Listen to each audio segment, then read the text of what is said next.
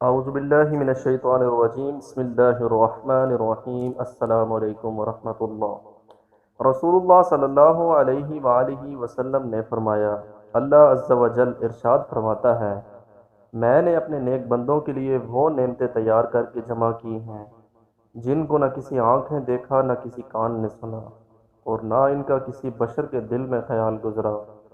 ان نعمتوں کے علاوہ جن پر اللہ تعالیٰ نے تمہیں مطلع کر دیا ہے۔ پھر آپ صلی اللہ علیہ وآلہ وسلم نے یہ آیت پڑھی۔ ترجمہ: کسی کو معلوم نہیں کہ ان کی آنکھوں کی ٹھنڈک کے لیے کیا کچھ چھپا رکھا ہے۔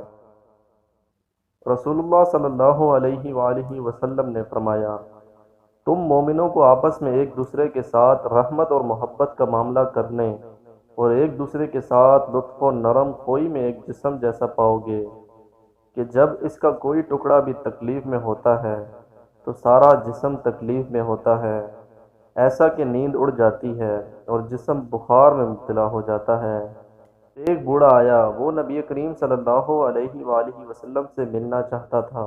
لوگوں نے اسے راستہ دینے میں دیر کی تو نبی کریم صلی اللہ علیہ وآلہ وسلم نے فرمایا، وہ شخص ہم میں سے نہیں جو ہمارے چھوٹوں پر مہربانی نہ کرے اور ہمارے بڑوں کی عزت نہ کرے۔